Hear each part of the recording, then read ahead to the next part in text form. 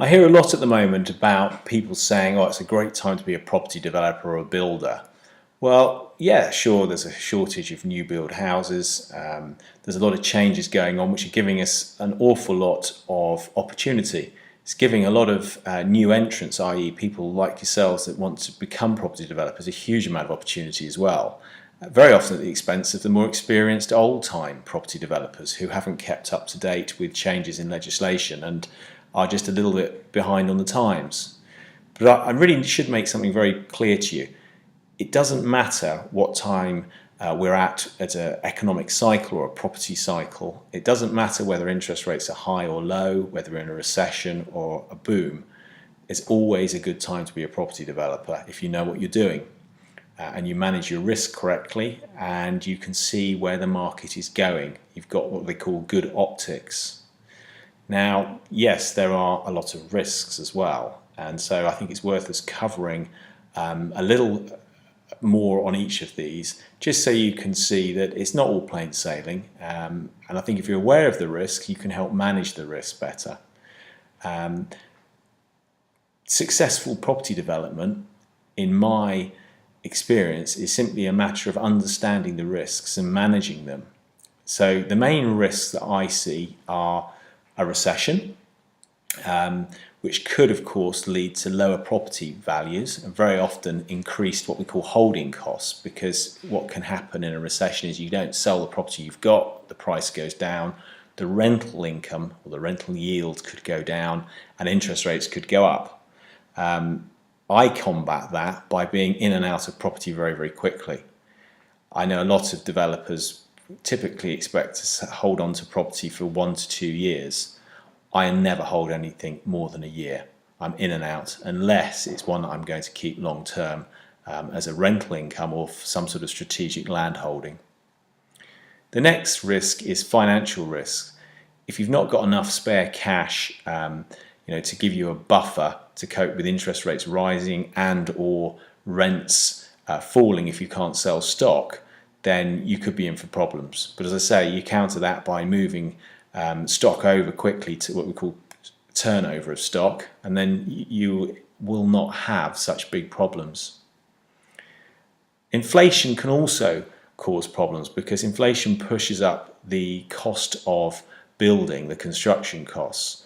Very often this happens during a property boom. I've seen property development costs, as far as the construction and building side of things are concerned, go up between 2013 and 2014 probably by 10%, and I've even seen a lot of materials going up. Cost of plumbers has gone up, even labourers. Typically I pay a labourer £80. I've had some labourers, when I've been desperate for them on site to finish a job, wanting £150 a day. So that's a big increase, and you need to be careful. Sometimes you have to sit and play hardball with people. As we look at later, I always try and get a fixed price contract when I do building, so I know exactly what my costs are likely to be, and I hold a retention amount at the end, so maybe 15% of the construction cost, until I'm happy with everything. The property's sold and any snagging items have been taken care of and the buyer is happy. I find that works very well, and most bona fide building firms will go along with you on that, even if it means that their solicitor or your solicitor holds the 15% retention in a client's account for basically protecting both parties. The other issue, and I've seen this an awful lot, and it really surprises me, even with large building firms, is that they've got the wrong product, i.e. they've got flats when actually what people want are family houses. And they will very often blame it on planners and say, well, the planners wanted us to build a block of flats there. But I know full well from my experience, very often it's greed, because they have a plot of land and they think, oh, we can put a big block of 12, 14 units on there, but we could probably only put 3 houses. So they're just building the wrong product at the end of the day. And that's very important. The other issue is with people doing renovations or conversions, that they've made the wrong changes. How often do I go into a property and see it and think, oh, it looks really nice, but there's a number of items that people have changed or they've done which really are not what the general public wants. They've put their own sort of signature stamp on it with their own wallpaper choices, their own colour choices, even things like doors and taps.